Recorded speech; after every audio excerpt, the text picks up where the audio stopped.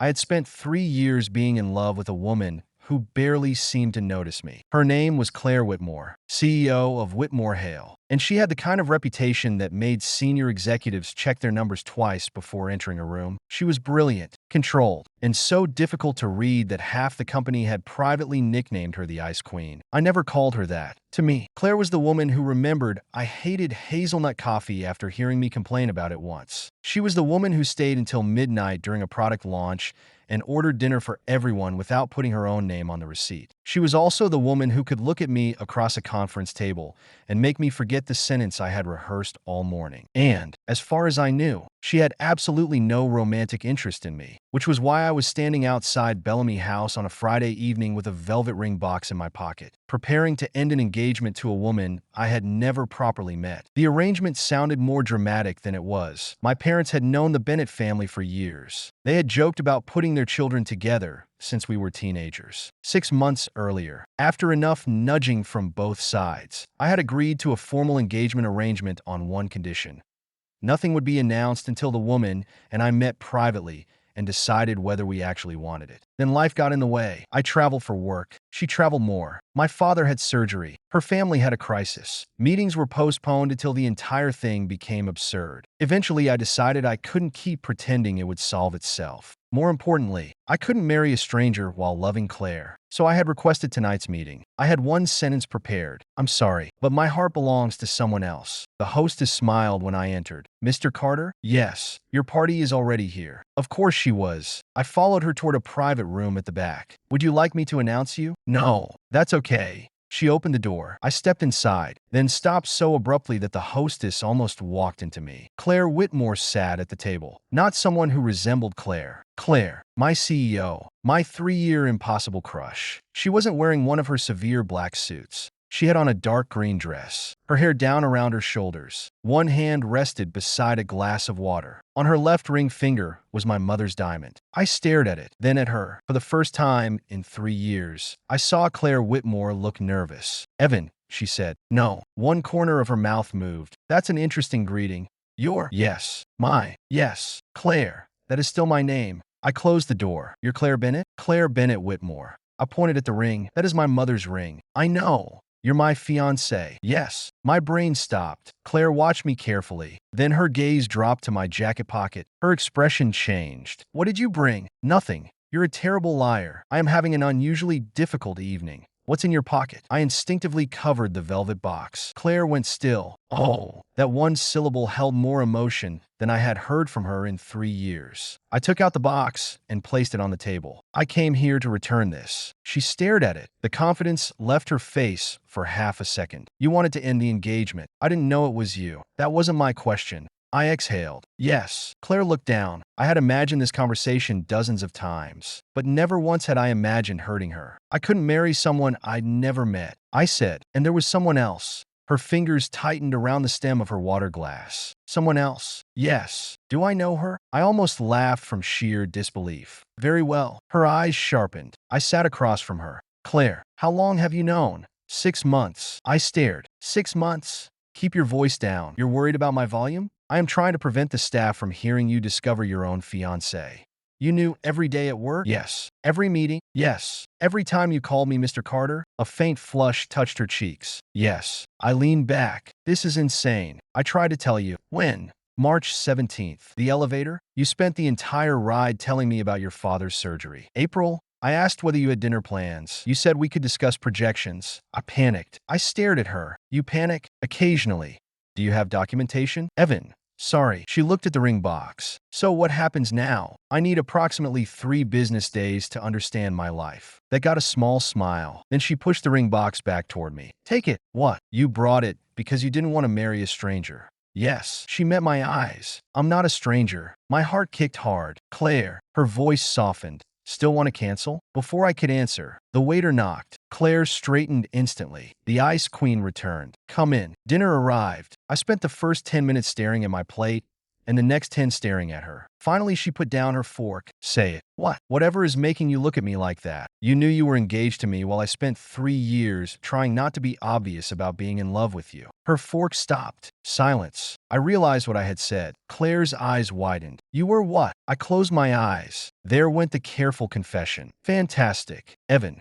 I opened them. She was staring at me. You're in love with me? I was planning to say it with considerably more dignity. How long? 3 years. Her lips parted. 3 years. Please stop repeating my humiliating facts. Something astonishing happened. Claire laughed. Not the polite corporate laugh she used at dinners. A real laugh. Soft and disbelieving and beautiful. I stared. What? I thought you disliked me. What? You challenged me constantly. That was flirting. That was flirting? Apparently not effectively. She covered her mouth, still laughing. I had loved her for 3 years. I had never seen this version of her. And suddenly the engagement wasn't the strangest thing about the evening. The strangest thing was realizing that Claire Whitmore might not be impossible after all. The truth was that the engagement had bothered me long before that dinner. Every time my mother mentioned the Bennett daughter, I had felt guilty. I knew almost nothing about her except that she worked constantly and disliked publicity. I had refused to search for photographs because it felt invasive. My mother had laughed at me for that. You're going to marry a woman without knowing what she looks like? I'm going to meet her before I marry anyone. And if she's lovely, that's not the point. What is the point? I had never answered. The point was Claire. There had always been Claire. The first year I worked at Whitmore Hale, I convinced myself my feelings were admiration. She was 6 years older, already CEO, and completely outside the reasonable boundaries of my life. The second year, admiration became impossible to pretend.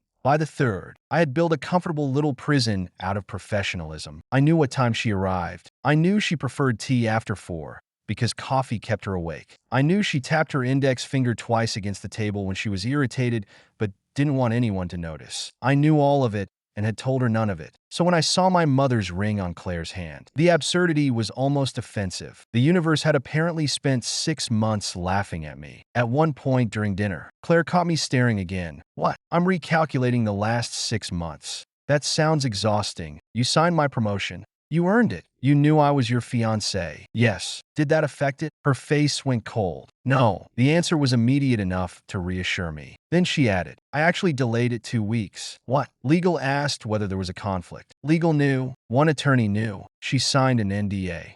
I put my head in my hands. Someone at work knew before I did. Claire almost smiled. I was trying to protect you. From my own engagement? From anyone suggesting you received something because of me. I looked at her differently then, even while hiding something enormous. She had been thinking about my reputation. That was the first moment I understood that Claire's silence had not been indifference. It had been care expressed in the most Claire-like way possible. Quietly, inconveniently, and with legal review. Before that night, my mother had called me 3 times about the engagement. The third call happened while I was sitting in my car outside Claire's office building. You're meeting her Friday. Mom said, yes, be kind. I am always kind. You are polite. That's different. Thanks. She may be nervous. So am I. Mom went quiet. Then she said, Evan, you know you don't have to marry anyone. That surprised me. You've spent 6 months telling me the opposite. I've spent 6 months telling you to meet her. There's a difference. I love someone else. There. I had finally admitted it to another human being. Mom was silent for so long I checked the call. Mom, I'm here. You're not going to ask who? I think I know. My stomach dropped. What? A mother notices things. Please don't. Is it Claire? I stared through the windshield at the top floors of Whitmore Hale. You know her? I've met her. When? Years ago. That answer should have alerted me. Instead, I was too busy being horrified that my mother knew about my crush. She doesn't feel the same. You're sure? Yes. Has she told you? Oh. Then you're not sure. She is my CEO. So everything. Mom sighed. Meet your fiancé Friday. Be honest. Then make your own decision. I had thought she sounded suspiciously calm. After seeing Claire at Bellamy House, I understood why. My mother had known. When I called her after dinner, I didn't even say hello. You knew. Mom laughed. You finally met her? You knew. Of course. You let me spend 6 months talking about how I was going to end the engagement. You refused to let me tell you anything about the Bennett daughter. Because I wanted to respect her privacy. Exactly. This is not funny. It is a little funny.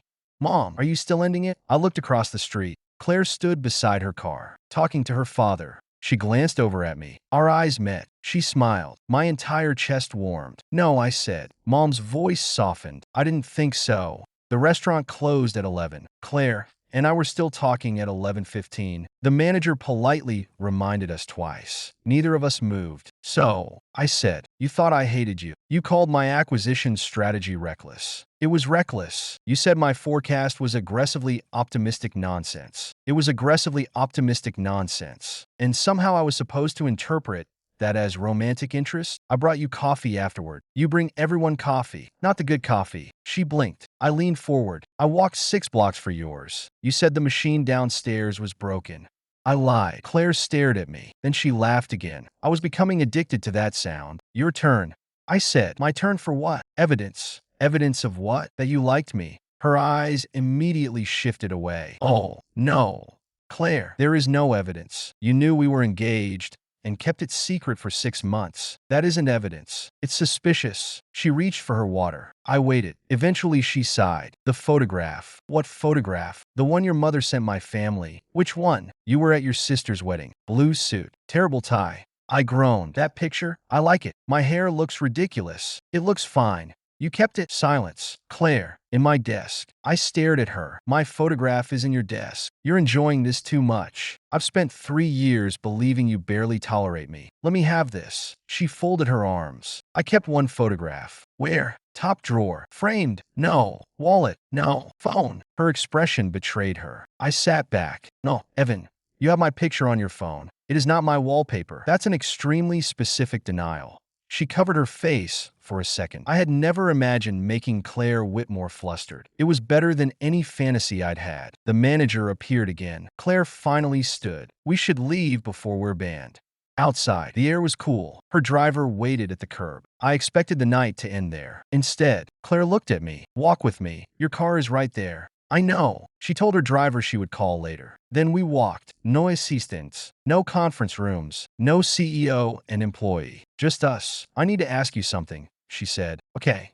Who was the woman? What woman? The reason you wanted to cancel. I stopped walking. Claire stopped too. I looked at her. She realized. Oh, yeah, you meant me. Claire, I literally told you I was in love with you. I thought perhaps there was someone before me. There wasn't. She looked almost embarrassed by how relieved she was. I smiled. Were you jealous? No. Claire, maybe. How jealous? Do not push your luck. Scale of 1 to 10. She started walking again. I followed. 7. Evan. 8. She turned. 9. I nearly walked into a street sign. 9. You were about to end our engagement for another woman. For you. I didn't know that. You could have told me who you were. I was afraid. That stopped me. Claire rarely used that word. Of what? That you would feel trapped. I said nothing. She continued. You work for me. Our families arranged this. I knew how it could look. If I told you, I didn't want you agreeing because you thought you had no choice. Claire, I wanted you to choose me. The city seemed quieter. I stepped closer. I did. Her eyes met mine. I chose you 3 years ago. I just didn't know you came with paperwork. That made her smile. I reached into my pocket and took out the ring box. Her gaze dropped. I don't want to give this back. I said. Her expression softened. But I don't want you to wear it yet. That surprised her. Why? Because our parents gave us this engagement. I want us to decide whether we want one. Claire considered that. Then she removed the ring. My heart stumbled even though I had suggested it. She placed it in my palm and closed my fingers around it. When you give it back, she said, I want you to mean it. I will. Confident. I've had a 3-year head start. She smiled. Then her phone rang. She glanced at it. Driver, my father. Does he know that we finally met? Yes. That I arrived planning to dump you? No. Let's keep that private. For your safety, your father likes me. He does. I'd like that to continue. She laughed. Before answering, she touched my sleeve. Evan, yeah, Friday. What about it? Take me on a date. I blinked. Are you asking me out? No, you definitely are. I am giving you an opportunity. Very CEO. 7 o'clock. Where? You decide. She walked toward her car. I called after her. Claire. She turned. I've been trying to get a date with you for 3 years. Her eyes warmed. Then don't be late. I wasn't. I arrived 22 minutes early. Friday arrived slowly. Claire and I texted more in those 4 days than we had in the previous year. Most of the messages were ridiculous. At 7:12 Monday morning. Claire, are you awake? Me. I work for you. Unfortunately, yes. Claire, you don't work for me until 8:30. Me. Is this my fiancé texting or my CEO? 3 minutes passed. Claire, neither. Go back to sleep. At lunch. Me. Are we allowed to sit together? Claire, we have sat together before. Me. Not while secretly knowing we're engaged. Claire, you are making this weird. Me. This made itself weird. She sent no response. 30 seconds later, a coffee appeared on my desk through her assistant. The note read, Stop being dramatic. I kept the note. On Wednesday, I passed Claire in the hallway with 3 senior managers. She gave me the same cool nod she gave everyone else. Mr. Carter, Ms. Whitmore. We walked past each other. My phone buzzed 10 seconds later. Claire. That was awful. Me. You sounded like you were about to audit me. Claire. I panicked. Me. Documentation? Claire. I am canceling Friday. Me. Liar. Claire. 7 p.m. Don't be late. I smiled at my phone like an idiot. Marcus saw me. Who is she? No one. That is absolutely a someone face. I don't have a someone face. You look like a Labrador with a mortgage. I had no idea what that meant. But on Friday, when Claire walked into the restaurant and smiled at me before remembering she was supposed to be composed, I understood why I had been incapable of hiding it. Our second date was breakfast at Claire's apartment. Our third was a bookstore. Our fourth was technically an argument in a grocery store. You cannot buy 6 avocados.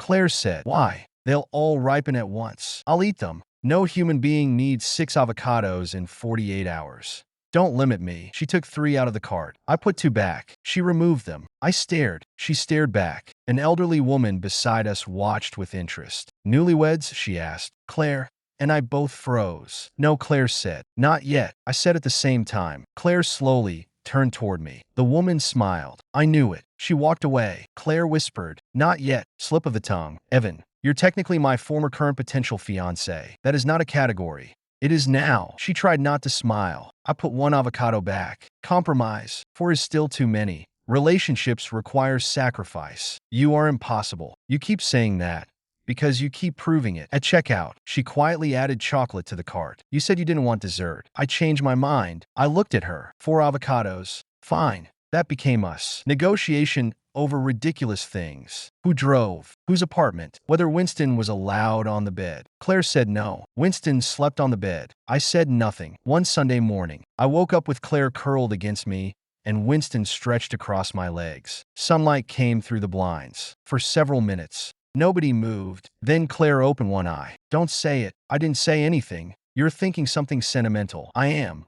Keep it to yourself. I kissed her forehead. She closed her eyes again. Fine, she whispered. You can say one thing. This is nice. Her hand found mine beneath the blanket. Yes, she said. It is. Our first date lasted 5 hours. It almost ended after 12 minutes. I had chosen a small Italian restaurant in the West Village because it was the opposite of every place we had ever attended for work. No private dining room, no executives, no investors, no one pretending to enjoy speeches. Claire arrived in a cream coat over a simple black dress. I stood when I saw her. She paused. What? Nothing. You're staring. I've seen you in black approximately 900 times. Apparently it still works. Her mouth twitched. Sit down. There she is. She sat across from me. For the first 10 minutes, we were terrible at dating. I asked how her day was. She gave me a quarterly update. She asked what I had been working on. I gave her a project summary. Finally, I put down my fork. We're doing a meeting. Claire looked relieved that I had said it first. I don't know how to do this with you. Date, not be your CEO.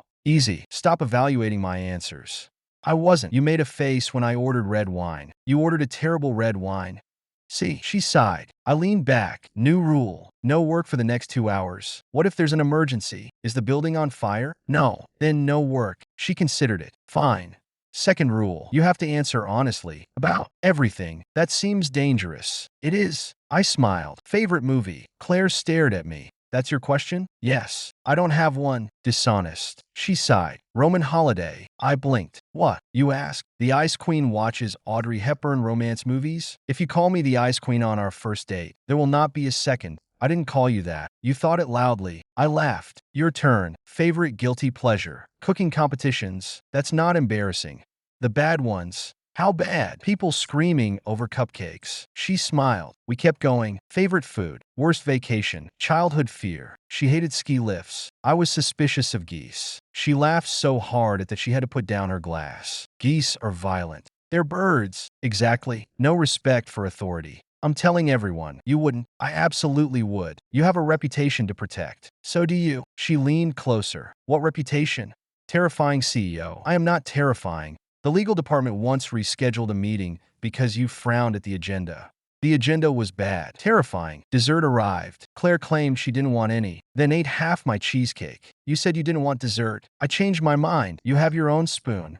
Yours was closer. You stole it. Executive privilege. This is why people fear you. When we left, it was raining. I opened my umbrella. Claire stepped beneath it. We walked close enough that our shoulders touched. At the corner, she said, "You know this is strange." "What?" "I've known you for 3 years. 3 years and 4 months." Her eyes snapped toward me. "You counted?" "I remember things." She smiled. "Yet tonight feels like I'm meeting you for the first time." "Same." She stopped under the awning of a closed bookstore. Rain fell beyond us. "Do you regret it? The engagement? Any of it?" I thought about the ring sitting in my apartment. "No." Her expression relaxed. "I regret that we lost 3 years. We didn't lose them. We spent them misunderstanding each other. We also became friends. Were we friends? You were the only person at work who argued with me without trying to impress me. I was definitely trying to impress you. That is disappointing. I was subtle. You were awful." I smiled. "You still like me?" "Yes." The word came easily. No hesitation. "My heart did something stupid." "Say that again."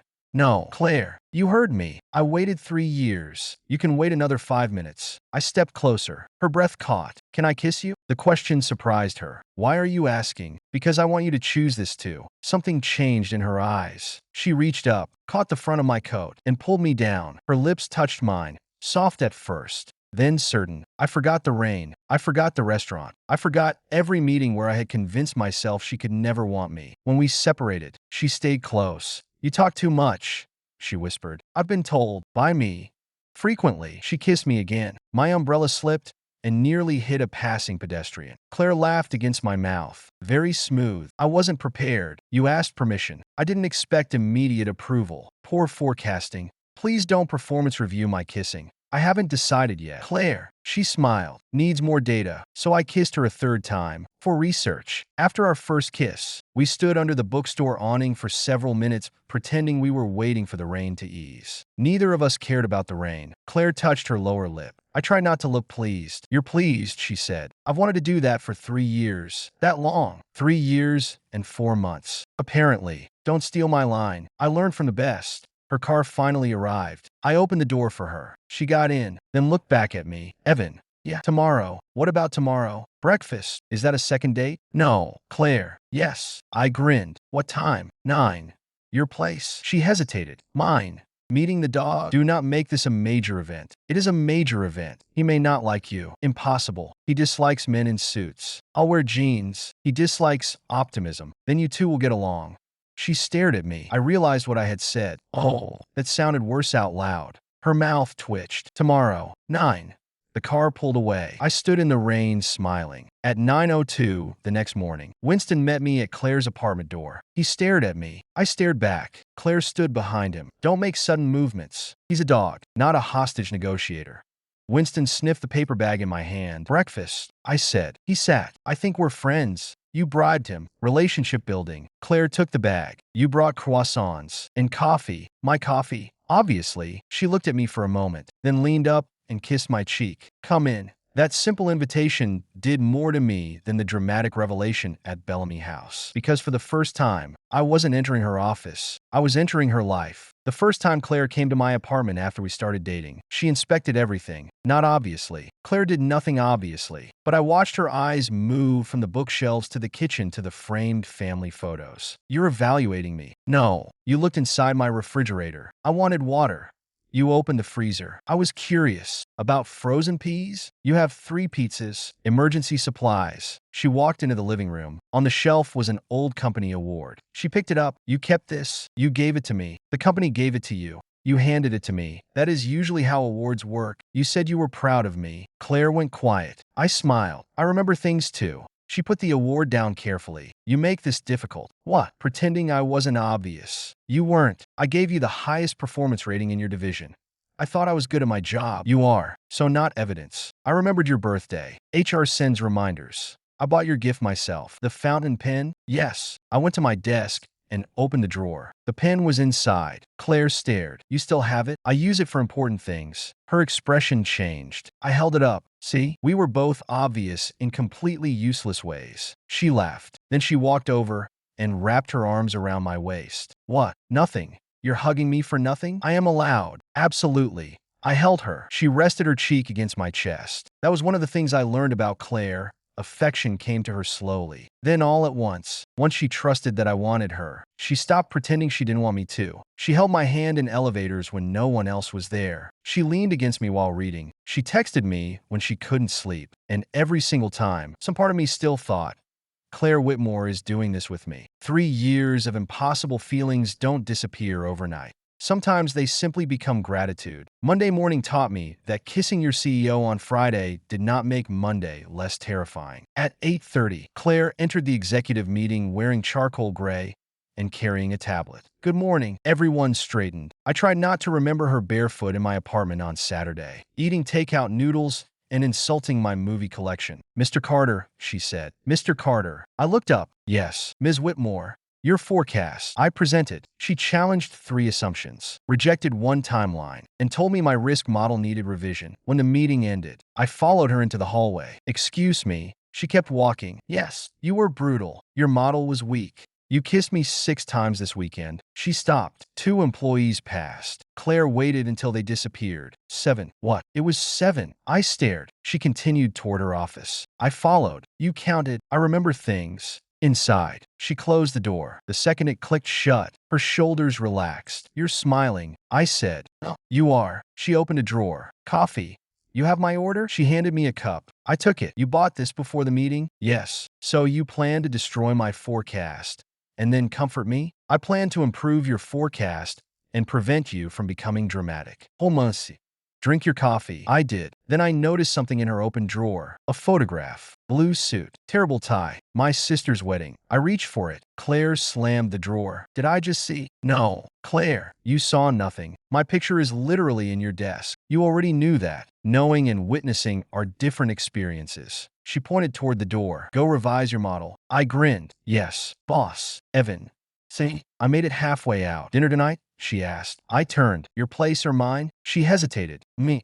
Am I meeting Winston? Her face changed. How do you know about Winston? Your mother mentioned him. My mother talked to you? She called yesterday. Claire closed her eyes. Oh, God. She likes me. She likes everyone. She invited me to Thanksgiving. She did not. She did. Claire picked up her phone. Do not call your mother because she likes me. I am setting boundaries. Let me enjoy this. That evening, I met Winston. Winston was a 70-pound rescue dog who stared at me for 30 seconds, sniffed my shoes, and then sat directly on my foot. Claire watched. Well, I think he likes me. He tolerates you. Winston rolled onto his back. Strong tolerance. He is manipulative. You showed him my photograph, didn't you? Claire froze. I gasped. You did. I wanted him to recognize you. Before we were dating, she walked toward the kitchen. Wine. Claire. Red or white? You showed your dog my picture. She poured wine. I followed, delighted. You were planning our life. I was not. Did you tell him I was his future father? Evan, I need the truth. She turned. For a second, I expected another denial. Instead, she said quietly, I hoped. My teasing stopped. Claire looked down at the bottle. I knew the engagement could disappear the moment you learned about it. I knew you might hate the idea. But yes, I hoped. I crossed the kitchen. Hey.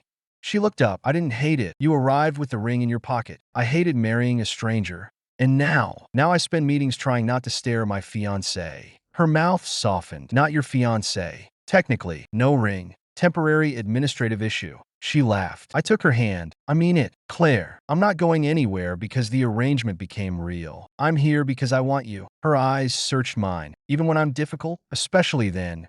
That was too easy. I have 3 years of material. She pushed my shoulder. I pulled her closer. Winston barked once. Claire looked down. Jealous. Runs in the family. She narrowed her eyes. I kissed her before she could respond. Winston barked again. That was how our first quiet dinner turned into the 3 of us eating pasta on the floor because Winston refused to stop inserting himself between us. I had never been happier. The weeks that followed were made of small discoveries. Claire sang badly while cooking. She denied this. Winston and I had evidence. She owned exactly 14 pairs of black heels and claimed each was different. I could identify 4 differences at most. She hated voice messages but sent them when she was tired. One night, I received a 7-second recording. I'm leaving now. Don't order dinner. I want tacos. I replayed it 3 times because her voice sounded soft. When she arrived, she caught me. Were you replaying my message? No. You're a terrible liar. I learned from you. We ate tacos at my kitchen counter. Halfway through, Claire noticed the velvet ring box on a shelf. Neither of us spoke. I had not hidden it. I also had not opened it. She walked over. You keep it there? Yes. Why?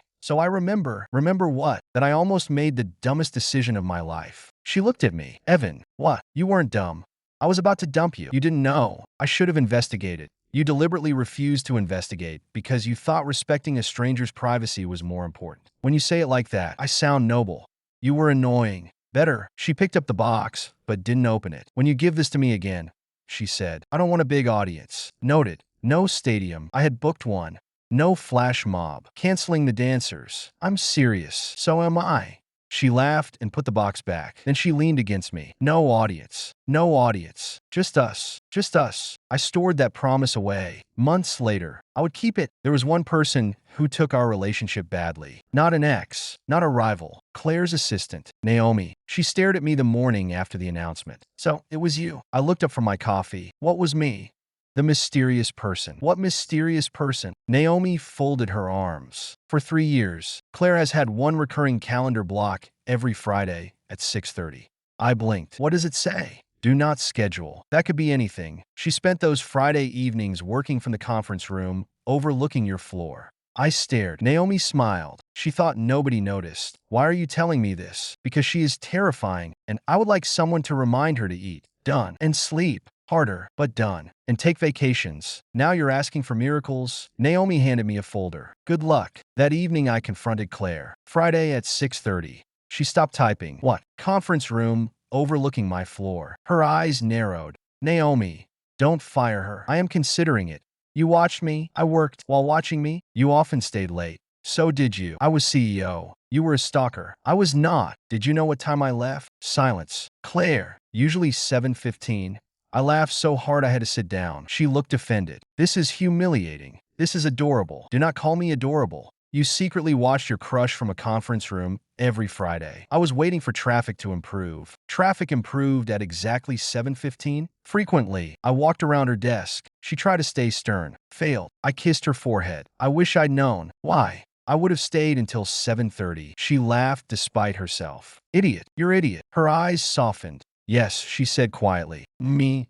Claire insisted she wasn't jealous. This was objectively false. The first time I saw it clearly happened at a charity gala. Whitmore Hale sponsored the event every year, which meant Claire spent most of the evening being photographed beside people who wanted something from her. We had agreed to keep our relationship private at work until HR finalized my transfer out of her reporting chain. So I arrived separately. For the first hour, everything was fine. Then Vanessa Cole found me at the bar. Vanessa worked for a partner firm. Smart, funny, harmless. Evan, she said, I heard you're finally single. I almost laughed. That's complicated. Best kind. She touched my sleeve. Across the ballroom, Claire was speaking to a board member. Her eyes landed on Vanessa's hand. I felt the temperature drop from 30 feet away. Vanessa kept talking. Claire excused herself. She crossed the room with terrifying calm. Vanessa, Claire, enjoying the event? Very much. Claire stopped beside me, too close to be casual. Vanessa looked between us. Then Claire did something completely unnecessary. She took my champagne from my hand, took a sip, and gave it back. Vanessa's eyebrows rose. I stared at Claire. Claire looked innocent. Vanessa smiled slowly. Oh, what? Claire asked. Nothing. Vanessa excused herself. The moment she disappeared, I leaned toward Claire. Subtle. I was thirsty. There are approximately 800 glasses in this ballroom. I liked yours. You hate champagne. I changed my mind. You were jealous. No. Claire. She looked at me. Fine. How jealous? Do not start. Scale of 1 to 10. Evan. 7. She started walking. I followed. 8. She turned near an empty hallway. 9. I smiled. She pointed at me. Do not look pleased. I am extremely pleased. She touched you. She was talking. She touched you while talking. Do you want to file a complaint? Claire glared. I laughed. Then I took her hand. Her expression softened immediately. You know I'm not interested in her. I know. Then what's wrong? She looked toward the ballroom. Nothing. Honesty rule. She sighed. I don't like pretending you aren't mine. My heartbeat stumbled. Claire, I know that sounds possessive. It does. I hate it. I don't. She looked back. Really? Really? I lifted her hand. I've spent 3 years wanting to be yours. Her cheeks warmed. Don't say things like that when I can't kiss you. Why can't you? Because there are people everywhere. I looked down the empty hallway. Not here. She glanced around, then grabbed my lapel and kissed me. It lasted maybe 4 seconds, long enough to destroy my ability to think. She pulled away. Better? No. Evan. Needs more data. She laughed. The next week, HR approved my transfer to a strategy role under another executive. Claire called me into her office. She slid the document across the desk. Effective Monday. I read it. You're firing me? I'm removing the conflict. So now I can openly annoy you? You already do. And openly date you? Her eyes warmed. Yes. I stood. She looked suspicious. What? I walked around the desk. Nothing. Evan. I stopped beside her chair. Can I kiss the CEO during business hours now? No. Why not? Because you're still in my office. Technicality. She stood. We have a meeting in 4 minutes. Plenty of time. 3 minutes and 50 seconds. I kissed her. She kissed me back. At 3 minutes and 12 seconds. Someone knocked. Claire pushed me away so fast I almost hit the desk. Come in. The Ice Queen returned instantly. I had to bite the inside of my cheek. Her assistant entered. Ms. Whitmore, the board is ready. Thank you. The assistant glanced at me. My tie was crooked. Claire's lipstick was slightly smudged. Silence. The assistant smiled. I'll give you another minute. The door closed. Claire stared at me. You're fixing my tie. I said, you are never kissing me before a board meeting again. That's not what you said 30 seconds ago. She fixed my tie anyway. The gala changed something between us. Not because Claire got jealous, because she finally admitted she wanted to be seen with me. On the drive home, she sat beside me in the back of the car instead of using her own. Her hand rested on my knee. Are you angry? She asked. About? Vanessa, why would I be angry? I behaved badly. You drank my terrible champagne. I marked territory. I laughed. She looked mortified. You said it, not me. Forget I said that. Never. She covered her eyes. I took her hand away. Claire, what? I liked it. That is not helping. I've spent years wondering whether you cared when other women talked to me. I cared. How much? Too much. Good. She stared. Good. I was jealous of everyone who got more of your attention than I did. You never showed it. I am emotionally sophisticated. You called one consultant aggressively charming. He was aggressively charming. He asked me where the restroom was. He knew what he was doing. Claire laughed, then became quiet. I don't want us to become people who test each other. We won't. No making each other jealous on purpose. Agreed. No disappearing when we're upset. Agreed. No using work as a weapon. Absolutely. She squeezed my hand. And if this becomes difficult? When? She frowned. What? When it becomes difficult. Every relationship does. You sound very confident. I am. Why? Because I've already done the hard part. What hard part? Loving you when I thought I couldn't have you. Her eyes softened. And now I get to do something about it. She leaned over and kissed me. The driver very professionally looked straight ahead. When my transfer became official, Claire and I celebrated by doing something extremely glamorous. Laundry. I was at her apartment folding shirts while she answered emails. You promised no work. I said, I promised less work. You have been typing for 20 minutes. 17. Put it away. 5 more minutes. I walked over and closed the laptop. Claire stared at me. You just closed my laptop. Yes. No one closes my laptop. Someone does now. She stood. I expected a fight. Instead, she took one of my folded shirts and threw it at me. I caught it. Violence. Workplace consequences. This is your apartment. Then domestic consequences. I threw the shirt back. It hit her shoulder. Her eyes widened. Oh. I knew immediately I had made a mistake. Then she grabbed a pillow. The next 10 minutes were undignified. Winston barked. Laundry went everywhere. Claire ended up laughing on the couch while I held a pillow like a shield. This is your fault, she said. You started it. You closed my laptop. You needed intervention. She pulled me down beside her. For a while, we lay there among unfolded clothes. I never did this, she said. Laundry. Nothing. I turned my head. What do you mean? Waste time. This isn't wasted. I know. She sounded surprised by that. I took her hand. Get used to it. To laundry fights. To having a life. She looked at me for a long moment, then kissed my knuckles. Okay.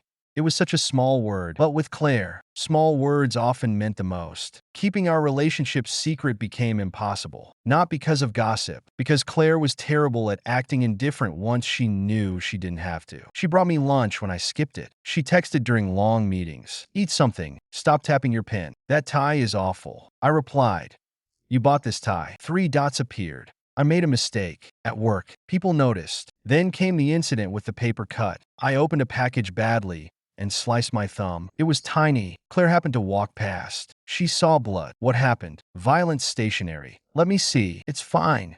Evan. 20 people looked up. I held out my hand. Claire examined my thumb like a surgeon. You need antiseptic? I need a tissue. Come with me, Claire, now. She marched me to the first aid room. By lunch, rumors said I had nearly lost a finger. My friend Marcus cornered me. What is going on with you and Whitmore? Nothing. She personally escorted you to first aid. She is passionate about workplace safety. She called you Evan. I froze. Marcus grinned. Oh, my God. Keep your voice down. You're dating the Ice Queen. Don't call her that. His grin widened. You're in love with her. I looked toward Claire's office. Yeah. Marcus stopped teasing. Good for you. Thanks. Terrifying, though. Extremely. 2 days later, Claire decided secrecy was over. She told me over dinner. I want to announce us. I put down my fork. Okay. That easy. What did you expect? Resistance. Why? Because people will talk. They already talk. They'll say you advanced because of me. My transfer solves most of that. Not all. I reached across the table. Claire, people will always find something. She looked down at our hands. I spent years learning not to care what people say about me, but I care what they say about you. That was Claire, cold when protecting herself, fierce when protecting someone she loved. Then let me decide what I can handle. Her eyes met mine. Okay. The company announcement happened Friday afternoon. Claire stood at the front of the auditorium. I stayed near the back. She gave updates, then paused. One personal matter. Every phone in the room seemed to stop moving. Claire took a breath. Evan Carter and I are in a relationship. 300 heads turned toward me. I raised one hand. Eat. Laughter broke out. Claire's mouth twitched. For transparency, Evan transferred out of my reporting structure before this announcement. HR and legal have reviewed the situation. Someone near the front called. How long? Claire looked at me. I answered. Depends whether you count the 3 years we spent misunderstanding each other. The room erupted. Claire covered her eyes for 1 second. Afterward, she found me in the hallway. You couldn't simply say 6 months? That would be less romantic. You told 300 employees we were idiots. We were. She tried to stay annoyed. Failed. I leaned closer. Feel better? Yes. Good. Also terrified. Why? Because now it's real. I took her hand. It was real before. You know what I mean? I did. There was something frightening about happiness when you'd spent years convincing yourself it was impossible. That night, we went to her apartment. Winston greeted me like I lived there. Claire kicked off her heels. I loosened my tie. She looked at me. What? Nothing. You're staring. I can stare now. Company policy. That is not company policy. I'll submit a proposal. She rolled her eyes. Then her gaze landed on my hand. The ring. I knew which one. It was still in my apartment, still waiting. I have it. She looked away too quickly. You don't have to. I know. I don't want you to feel pressure. Claire. She stopped. I walked closer. When I give you that ring again, it won't be because our parents arranged anything. Her expression softened. It'll be because I asked. She swallowed. And if I say no, you won't. Arrogant. You kept my picture in your desk. She shoved me. I caught her. She laughed. Then I kissed her. The ring could wait. For the first time in our relationship, neither of us was rushing toward an answer someone else had chosen. The public announcement had an unexpected consequence. People started telling me stories about Claire. Her assistant told me Claire had once moved an entire meeting because I had been sick and she didn't want me to miss it. Marcus told me Claire had personally rejected a proposal to transfer me to Chicago 2 years earlier. That one caught my attention. She did what? Marcus shrugged, said the team needed you. I asked Claire that night. She froze halfway through removing an earring. Who told you? Marcus. I am firing Marcus. You can't. He doesn't report to you. I will find a way. I leaned against the dresser. You stopped my transfer. It was a bad transfer. Claire, you were doing important work here. Claire. She sighed. Yes. Why? She placed the earring down. Because you would have been gone. The answer was so simple it hurt. You like me that much? I loved you. I went still. She did too. It was the first time either of us had used the word directly. Claire looked almost alarmed. I crossed the room. Say it again. No. Claire, you heard me. 3 years. Evan, please. Her eyes filled. I love you. Everything inside me went quiet. I touched her face. I love you too. She closed her eyes. I kissed her forehead, then her cheek, then her mouth. Later, lying beside her, she whispered, I was going to tell you after the engagement meeting. You were, if you didn't cancel. I almost canceled. I know. Terrible timing. Our specialty. She laughed softly and moved closer. That was the night the engagement stopped feeling like a strange family arrangement that had accidentally worked. It became ours, the night before the proposal. I barely slept, not because I thought Claire would say no, because I understood what asking meant. The first engagement had required almost nothing from me. Our families had arranged the introduction, chosen the ring, set expectations. This one was mine. At 3 in the morning, I opened the velvet box and stared at the diamond. Then my phone buzzed. Claire, awake? I smiled. Me? No. Claire. Liar. Me. Why are you awake? Claire. Winston stole my pillow. Me. He has excellent taste. Claire. What are you doing? I looked at the ring. Me thinking. Claire. Dangerous. Me. Go to sleep. Claire. Bossy. Me. Learn from you. 3 dots. Claire. I love you. My heart still reacted every time. Me. I love you too. Claire. Tomorrow? Me. Tomorrow what? Claire. Dinner. Me. Obviously. Claire. You're suspicious. Me. You're paranoid. Claire. Good night. Evan. Me. Good night. Future. I stopped before sending it. She immediately wrote. Claire. Future what? Me. Nothing. Claire. Evan. I put my phone face down and laughed into the dark. The next morning, she called. You are hiding something. I have a meeting. It's Saturday. With my conscience. Evan. I'll see you tonight. If this is a surprise party, I'm leaving. No party. People singing? No. Photographer? No. She paused. Okay.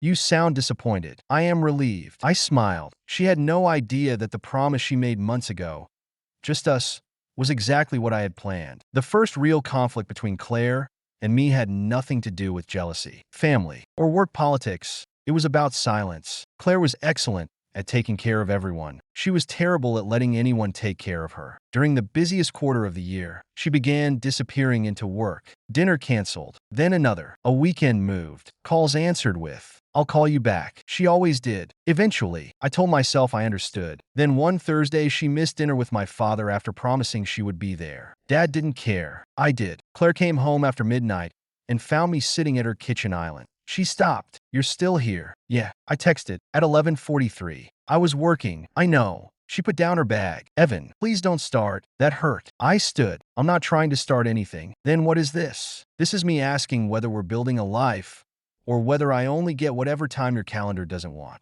Her expression hardened. That's unfair. Probably. I have responsibilities. I know. Then why are you making me feel guilty for doing my job? I'm not. You are. I took a breath. The old version of me would have backed away. The man who had loved her silently for 3 years had been very good at asking for nothing. I didn't want to be him anymore. I don't need all your time. I said, I need to know I'm allowed to ask for some of it. Her anger faded. You don't have to be the CEO with me. Silence. You don't have to solve everything before you come home. You don't have to decide for me that I'll understand. And you don't get to shut me out because you're scared I'll think you're difficult. Claire looked down. How did you know? Because I know you. Her shoulders dropped. I don't know how to do this. Do what? Need someone. My anger disappeared. I walked around the island. I need you too. I hate that. I know. What if I disappoint you? You will. She frowned. So will I. That isn't comforting. It's marriage. We aren't married. Practice. A tiny smile appeared. I took her hands. I didn't fall in love with you because you're perfect. You fell in love with me because you have poor judgment. That too. She leaned her forehead against my chest. I was afraid. Of me. Of getting used to this. I wrapped my arms around her. To what? You being here. My chest tightened. Too late. She held me harder. The next morning, Claire canceled most of her weekend. We drove 2 hours north to a small lakeside cabin owned by a friend of mine. No assistants. No laptops. One phone for emergencies. Winston came too. At first, Claire was terrible at relaxing. She reorganized the kitchen, checked the thermostat, asked whether the Wi-Fi worked. I hid the router password. You're abusing your power, she said. I have no power. You have the password. Exactly. By Saturday afternoon, she was barefoot on the dock, reading a novel. You sat beside her. She rested her feet in my lap. This is nice, she admitted. I'll document the statement. Don't ruin it. We stayed there until sunset. Later, a storm rolled over the lake. Thunder cracked. Claire stiffened. I remembered. You hate thunderstorms. No, Claire. She looked offended. I dislike sudden atmospheric violence. I held out my hand. She took it immediately. We sat on the couch while rain hit the windows. Evan, yeah, when did you know that I loved you? Yes, Boston. She looked surprised. The conference? You had just finished that presentation. I made a mistake on slide 32. No one noticed. I noticed. You were sitting outside the ballroom trying not to cry. I was not crying. You were aggressively not crying. She nudged me. I brought you vending machine coffee. It was terrible. You drank it. You sat with me. You looked like you needed someone. Her voice softened. You didn't ask for anything. Why would I? Everyone asks for something. I understood then. That was when you started liking me too. She nodded. 3 years and 4 months. You counted. I remember things. Thunder rolled again. She moved closer. I wish you'd told me. I thought you knew. I wish I'd told you. We were idiots. Yes. I kissed her forehead. Then she said, I want the ring. I went still. What? The ring. You mean? Yes. My heart began pounding. Claire looked at me. Not tonight. I'm not asking you to propose because I'm frightened by thunder. Good clarification. But when you're ready, she squeezed my hand. I am. I looked at her for a long moment. Okay. Okay. She narrowed her eyes. You look suspicious. I always look like this. Evan. I smiled. Go back to your book. She knew I was planning something. She didn't know what. For once, I managed to keep a secret from Claire Whitmore. At the cabin, I learned Claire was competitive about board games. Violently competitive. This rule makes no sense, she said. You lost. The rule is poorly written. You lost. I want a rematch. You lost. She threw a cushion at me. Winston barked approvingly. We played again. She won. Interesting. I said. The rules suddenly work. They are acceptable. You're impossible. You like me. Unfortunately, she smiled. That weekend mattered because nothing dramatic happened. No crisis. No revelation. No family announcement. We made pancakes. We burned half of them. Claire walked Winston in one of my sweatshirts. We argued about music in the car. She fell asleep with her head in my lap while rain tapped against the windows. I looked down at her and thought about the woman everyone at work saw. Controlled, unreachable, cold. Then I looked at the woman asleep on me, one hand loosely holding mine even in sleep. The difference wasn't that one version was fake. Both were Claire. She simply trusted me with the softer one. That realization made the proposal feel inevitable. Not because our families had predicted us. Not because the ring already existed. Because I wanted mornings like this. Arguments over pancakes. Winston stealing blankets. Claire pretending not to be frightened by thunder. A life ordinary enough that no one would write an article about it. I wanted to be the person she could come home to and stop performing. And I wanted her to be the person who would call me out when I hid behind jokes. By Sunday afternoon, the plan for Bellamy House was complete. Claire noticed me texting the restaurant. What are you doing? Nothing. You're smiling. I always smile. No, you don't. Very rude. She reached for my phone. I held it away. Her eyes narrowed. You're hiding something. For once. You dislike this. You'll survive. She leaned closer. Evan. I kissed her. It was an effective distraction. Barely. The wedding itself was simple because Claire wanted simple. That did not stop our families from attempting chaos. My mother wanted 12 flower arrangements. Claire wanted 4. They settled on 8. Her father wanted a string quartet. I wanted a playlist. We got a quartet that played one song from my playlist. Winston wore a bow tie and attempted to eat it twice. Before the ceremony, Marcus found me. Remember when you told me nothing was going on with Whitmore? Yes, you were engaged. I didn't know. You understand how insane that sounds? Frequently. He adjusted my tie. You happy? I looked toward the doors where Claire would appear. More than I knew was possible. Disgusting. Thank you. Then the music started. After the ceremony, Claire and I escaped for 10 minutes to a quiet hallway. She leaned against the wall. We're married. We are. You're smiling. So are you. I don't smile. Wedding photographs disagree. She looked at her ring. Do you feel different? I thought about it. No. She looked surprised. I mean that in a good way. Explain. I chose you before today. Today just made everyone else watch. Her expression softened. That was almost romantic. Almost. You can do better. I stepped closer. I'd choose you again. Better. Tomorrow too. Evan. And Tuesday, she laughed. I kissed her. Someone called our names from the ballroom. Clear sight. We should go back. Do we have to? Yes. CEO voice. Wife voice. I grinned. That might be even more dangerous. She took my hand. Come on, husband. I followed immediately. 6 months after the night, I walked into Bellamy House planning to end my engagement. I brought Claire back to the same restaurant. She noticed immediately. You're sentimental. Don't tell anyone. Your reputation? Exactly. The same private room waited. The same table. Almost the same seats. Claire sat down and studied me. You're behaving strangely. I always behave strangely. More than usual. Order dinner. Evan. Claire. Her eyes narrowed. I smiled. Dinner lasted 40 minutes. because neither of us could pretend we didn't know what was happening. Finally, Claire put down her fork. I can't do this. I blinked. What? The suspense. I laughed. You run a billion-dollar company. I dislike inefficient suspense. Fine. I reached into my jacket. Her expression changed. The velvet box appeared. The same one I had placed on this table when I intended to give the ring back. Claire stared at it. For a moment, I said, I thought this ring represented a life someone else had chosen for me. Her eyes lifted. I thought the engagement was a problem I needed to solve because I was in love with someone else. A small smile touched her mouth. Then I walked through that door and discovered the stranger I was trying to reject was the woman I'd wanted for 3 years. Your face was terrible. I was processing. You said no. It was an emotional no. That still makes no sense. It doesn't have to. I stood. Claire's breath caught. I moved around the table and dropped to one knee. Her hand covered her mouth. This time there was no family arrangement. No obligation. No misunderstanding. Just me, Claire Bennett Whitmore. That sounds serious. It is. I opened the box. The diamond caught the light. I loved you when I thought you were impossible. I loved you when I thought you barely noticed me. Then I learned that while I was quietly losing my mind over you, you had my photograph in your desk and apparently showed it to your dog. Winston has excellent judgment. Please don't interrupt the proposal.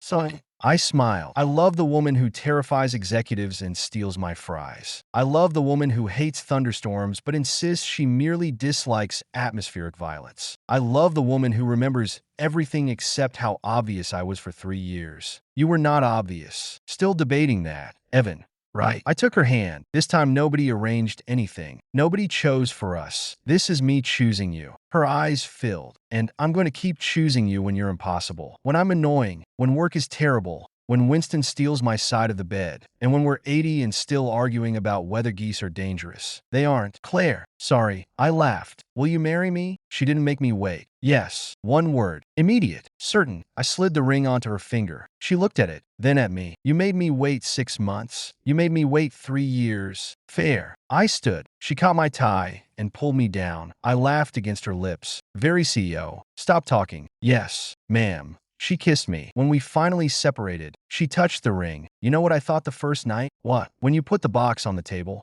I waited. I thought I'd lost you before I ever got you. My smile disappeared. I touched her cheek. You didn't. I know. And you're not going to. She leaned into my hand. Good. We told our families the next morning. My mother screamed. Claire's father laughed for almost a full minute. My sister renamed the family group chat I told you so. Claire muted it. Again, our wedding happened 10 months later at a small estate outside the city. 80 guests. 1 judgmental rescue dog. Too many flowers. My sister stood beside me before the ceremony. You look terrified. I am. You've known her for 4 years. That makes it worse. Then everyone stood. Claire appeared at the end of the aisle. Every thought left my head. She walked toward me calmly, almost like she was entering a boardroom. Then she came close enough for me to see her hands shaking. I reached for them. Hey. Hey. Nervous? No. Liar. Evan.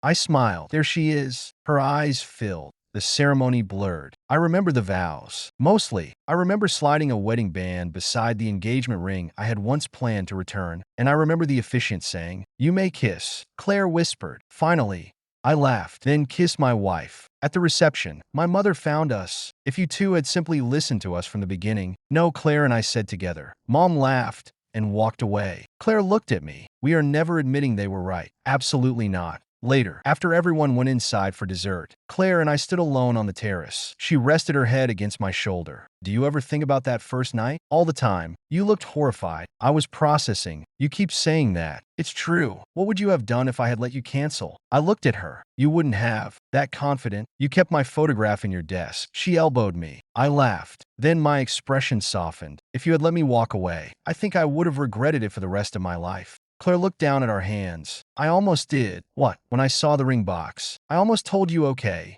My chest tightened. Why? Because I thought you loved someone else. I stared, then started laughing. She frowned. That isn't funny. Claire. What? The woman I loved was you. I know that now. I came to break off our engagement because I thought marrying you, without knowing it was you, would mean giving up my chance with you. She covered her face. Oh, God. We were spectacularly stupid. Never tell anyone.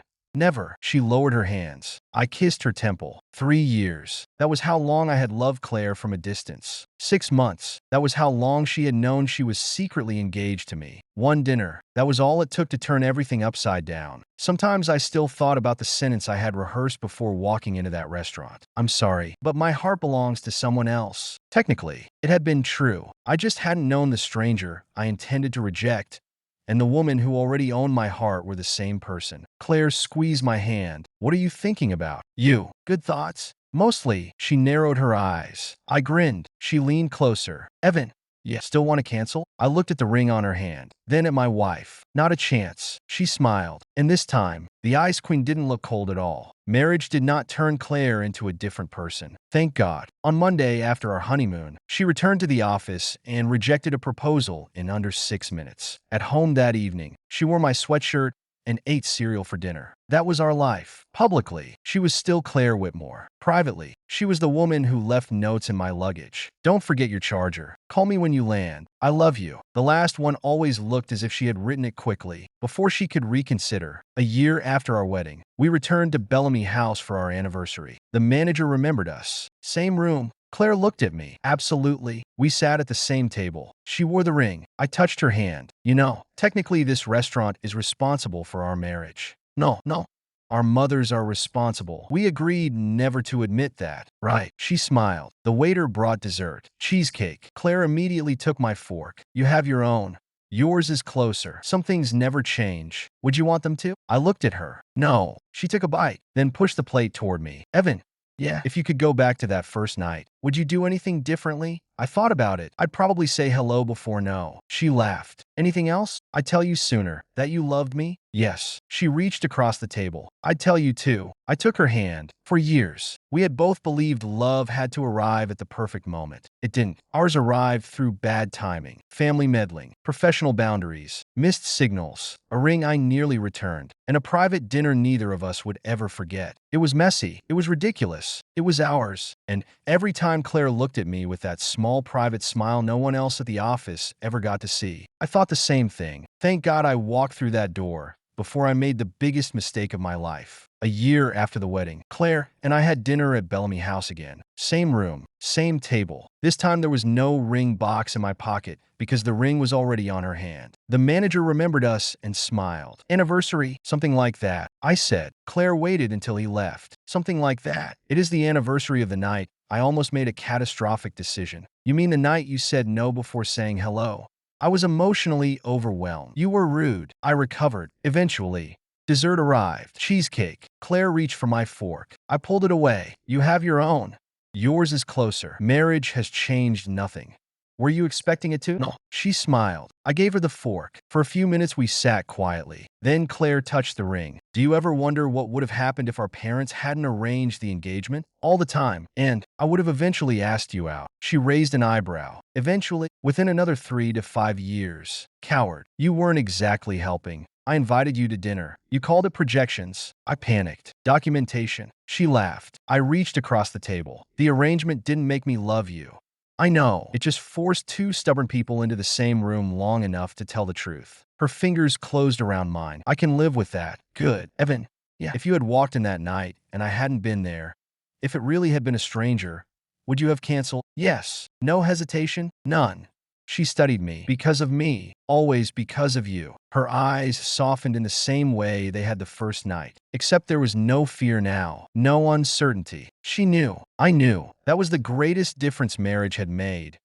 Not certainty that nothing would ever go wrong, but certainty that neither of us had to guess anymore. Claire stole another bite of cheesecake. I let her. Some battles weren't worth winning, especially when losing looked like this. 3 years after that first dinner, I came home to find Claire sitting on the kitchen floor with Winston's head in her lap and a stack of old photographs spread around her. What happened here? She looked up. Your mother sent these. I crouched beside her. There I was at 21, wearing an awful sweater. No. Claire picked it up. Yes. Destroy that. I'm framing it. You wouldn't. She gave me the look that had once terrified an entire executive team. I surrendered. Then I noticed another photograph. It was the blue suit picture from my sister's wedding. The original. The one Claire had kept in her desk before we were together. You still have this? Of course. You have approximately 10,000 newer pictures of me. I like this one. Why? She traced the edge with one finger. Because this was the photograph your mother sent when I learned you were my fiancé. You sat beside her. What did you do when you saw it? Claire smiled. I stared at it for 5 minutes. Only 5. Then I called my mother and asked if she was joking. What did she say? She laughed. Everyone was laughing at us, apparently. And then I went to work the next morning and saw you in the elevator. I remembered that day. Claire had been unusually quiet. I had assumed she was stressed. What were you thinking? That I was engaged to the man I'd been trying to stop liking for almost 3 years. I turned toward her. You were trying to stop? Obviously. Why? You worked for me. You were younger. You smiled at everyone. I assumed you saw me as a difficult boss. I saw you as a difficult boss. She shoved me, and the woman I was completely in love with. Better. I picked up the photograph. What would you have done if I had married the mystery fiancé without ever finding out it was you? That sentence makes no sense. Our relationship specializes in sentences that make no sense. She laughed. Winston lifted his head, decided we were boring, and walked away. Claire leaned against me. I think we would have found each other eventually. Even without the engagement? Yes. That confident? She looked at me. You argued with me too much. That was flirting. I know that now. And you watched me from conference rooms? Traffic. Sure. She kissed my cheek. I looked around our kitchen.